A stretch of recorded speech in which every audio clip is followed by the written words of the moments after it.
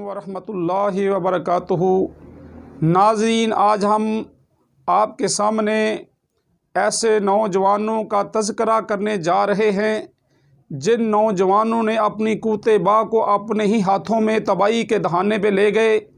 सामीन, आपको ये इल्म होना चाहिए कि अपने हाथों क़ुव्वत बा जैसा कीमती जोहर हयात क्यों तबाह किया।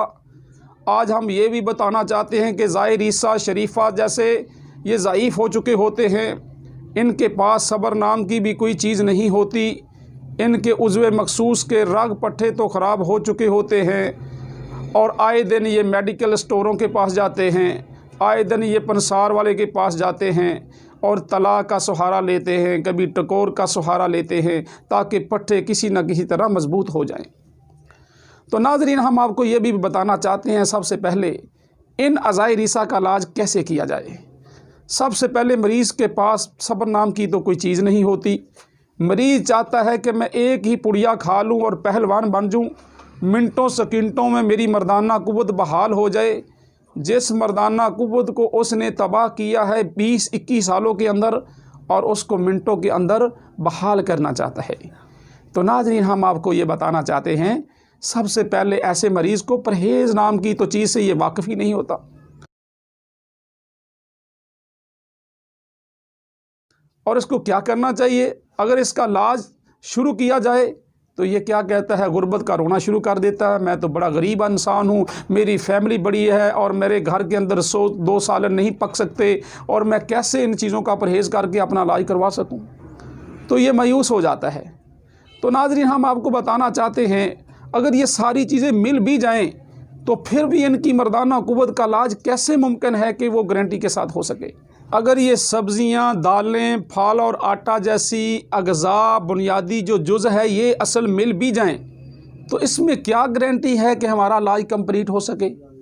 मैं आपको ये बताना चाहता हूँ, एक दोस्त ने बताया कि मैं सरसों का तेल लेने के लिए एक कोल्हू के वाले के पास गया। मैंने उस कोल्हू वाले आदमी से बात की, भाई मुझे सरसों का तेल चाहिए मगर खालिस चाहिए। तो उस आदमी ने, उस शख्स ने क्या कहा, अगर आप आम तेल लेना चाहते हैं तो वो आपको 250 रुपये किलो मिलेगा, अगर खालिस तेल लेना चाहते हैं तो वो आपको 450 रुपये किलो मिलेगा। अब बताओ, सरसों के तेल तक की कोई चीज़ खालिस नहीं मिलती तो बाकी अशिया पे कैसे आप तवक्को करेंगे। इनको कैसे सस्ता किया जाता है।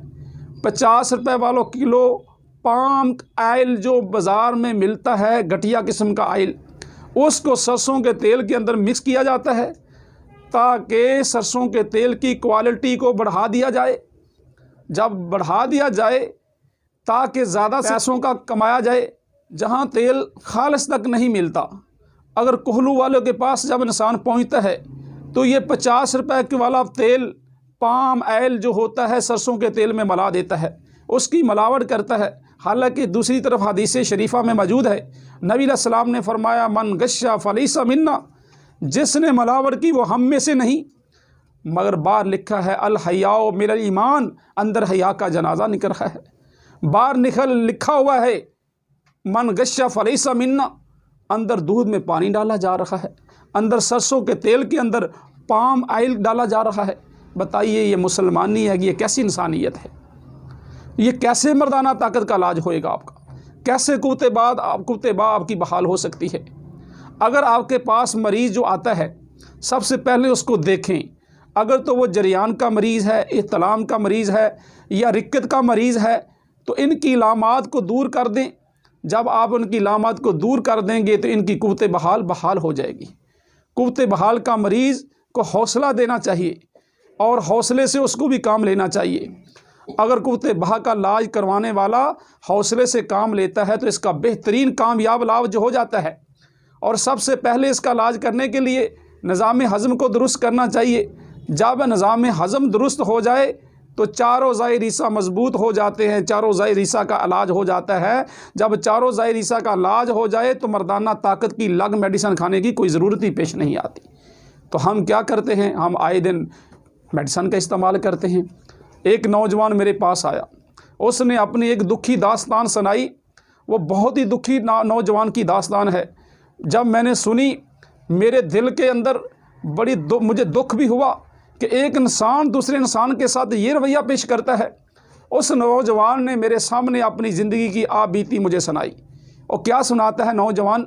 कहता है मेरी शादी को 8 माह हो चुके हैं, मैं आए रोज़ कभी किसी डॉक्टर के पास जाता हूँ, कभी किसी हकीम के पास जाता हूँ। मैंने घर का एक प्लाट था जो मेरा सरमाया था, मैंने वो भी बेच दिया अपनी इस कुव्वते बा को बहाल करने के लिए। लेकिन अफसोस की बात है 8 माह हो चुके हैं, आज तक ना तो मेरी कुव्वते बा बहाल हो चुकी है, बल्कि मेरी बीवी ने भी मुझे तलाक का मुतालबा कर दिया है, खुले का मुतालबा कर दिया है अदालत के अंदर। और मैं बहुत मायूस हूँ और बड़ा ही परेशान हूँ। आए रोज़ कोई ना कोई रिश्तेदारों को, अजीज़ व कारब को बीवी के घर लेके जाता हूँ, उनकी मिन्नत समात करता हूँ, मगर ससुराल वाले कहते हैं पहले अपने बेटे का इलाज करवाएं, हम अपनी बेटी को भेज देंगे। मगर अफसोस की बात है जब नीम हकीमों के पास जाएगा, जब मेडिकल स्टोरों के पास जाएगा, जब पंसारियों के पास जाएगा, याद रखना कभी पंसारी किसी का इलाज नहीं करते, कभी मेडिकल स्टोर वाला किसी का इलाज नहीं करता। हमेशा जब भी किसी से इलाज करवाना चाहिए, ये ज़िंदगी आम ज़िंदगी नहीं है जो अल्लाह ने आपको दी है, ये ज़िंदगी बड़ी ही कीमती ज़िंदगी है। आपको ये इख्तियार है और ये सोच समझ के मशवरे के साथ किसी अच्छे क्वालिफाइड हकीम के पास जाना चाहिए और किसी अच्छे डॉक्टर के पास जाना चाहिए अपने इलाज मुआलजे के लिए।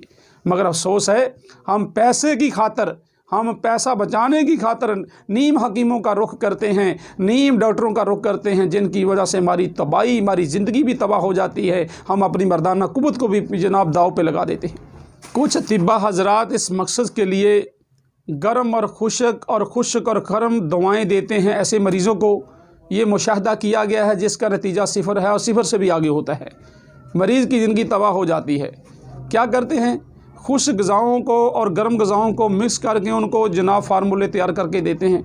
नेट पे देख लीजिए जितने भी फार्मूले मर्दाना कुव्वत के पड़े हुए हैं, जिनको कुव्वत को बहाल करने वाले नुस्खे पड़े हुए हैं, उनमें से ज़्यादातर जो अग़ज़िया है, अदविया हैं, वो गर्म और खुश्क हैं, खुश्क और गर्म हैं। बताए जब गर्म और खुश्क और गर्म दवाएं देंगे तो फिर नतीजा क्या होगा? जो उसकी रही सही मर्दाना ताकत है वो भी तबाह होकर रह जाएगी, वो थोड़ी बहुत जो ताकत थी वो भी ख़त्म होगी। तो अब वो जो मरीज़ है बेचारा वो तो दुखी है, परेशान है, आपके पास इलाज मुआलजे के लिए आया, आपने उसका इलाज ही अच्छा नहीं किया। कुव्वते बाह के लिए जोर हयात का पूरा होना इस कदर ज़रूरी है, इसमें गाढ़ापन का होना इस कदर ज़रूरी है। जब ये गाढ़ापन इसमें आएगा तो इससे असाब कभी होंगे और शावद मुकम्मल आएगी और खून का प्रेशर भी पूरा होगा। और जब जोर हयात को आप तार और गर्म और सर्द अदविया और अग़ज़िया देंगे तो फिर जनाब आपका जोर हयात गाढ़ा भी होगा और अदविया और अज़िया के साथ, और इसमें बेहतरी भी आएगी और सूरत नज़ाल का भी ख़ात्मा हो जाएगा। और ये काम है तहाल का, तिली का ये काम है। शावद पैदा करना ये जिगर के ज़िम्मे है और खून का प्रेशर पैदा करना दिल और अज़लात के ज़िम्मे है। और ये जब चारों ज़ायद रईसा दुरुस्त कर लिया तो आपने मर्दाना कुव्वत का कंप्लीट इलाज कर लिया, वो बंदा कामयाब हो गया, उसकी सेहत बहाल हो जाएगी। अगर आप चारों ज़ायद रईसा का इलाज करेंगे उसको फिर लग मर्दाना कुव्वत की दुआ देने की ज़रूरत पेश नहीं आएगी। जब आप इलाज करेंगे उसका मर्दाना कुव्वत का और ज़ाहिर हिस्सा को छोड़ देंगे, पसे पुष्ट डाल देंगे, कभी ज़िंदगी में आप कामयाब नहीं हो सकते। अगर कोई हकीम है, अगर कोई डॉक्टर है दुनिया का, मैं उसको ये वाज़िया तौर पे ये बता देना चाहता हूँ, वो कभी ज़िंदगी में कामयाब नहीं हो सकता। अगर वह सूलों को मद्देनज़र रखेगा तो इंशाअल्लाह वो हल्के भी नुस्खे देगा तो उसको कामयाबी मिलेगी, कामरानी मिलेगी इंशाअल्लाह। अगर कोई हकीम या डॉक्टर इसके अलावा इसके ख़िलाफ़ भड़काने वाली दवाएं देगा तो फिर क्या होगा? फिर ये सारे ज़ाहिरी साहब में ख़राबी आ जाएगी। जब इसमें ख़राबी आएगी तो मर्दाना कुव्वत जो है वो रही सही वो भी ख़त्म हो जाएगी। तो वो मैं एक मैसेज आपको देना चाहता हूँ, जब कोई भी शख्स किसी हकीम या किसी डॉक्टर के पास जाता है तो वो जल्दबाजी ना करे, हौसले से इलाज करवाए। हकीम साहब के पास कोई मरीज़ आता तो क्या कहता जी 3 पुड़ियाँ दे दें बस मुझे, और 3 पुड़ियाँ दे दें और पूरी ज़िंदगी की गारंटी भी साथ दे दें।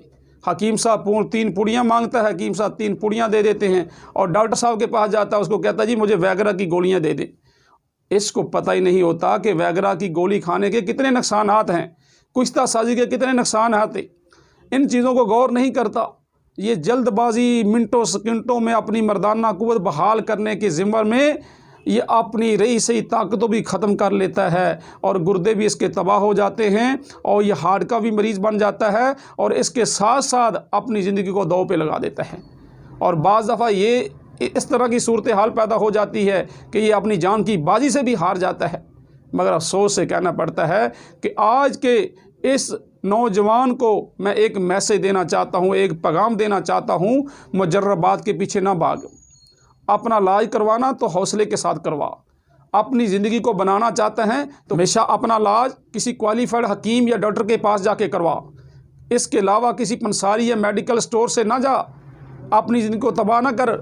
जिस तरह एक पुराने दौर की एक मिसाल ज़रब और मिसल मशहूर है कि किसी इलाके के अंदर, किसी शहर के अंदर दूसरे मुल्क से एक डॉक्टर साहब इलाज करने के लिए उन्होंने अपना क्लिनिक बना दिया।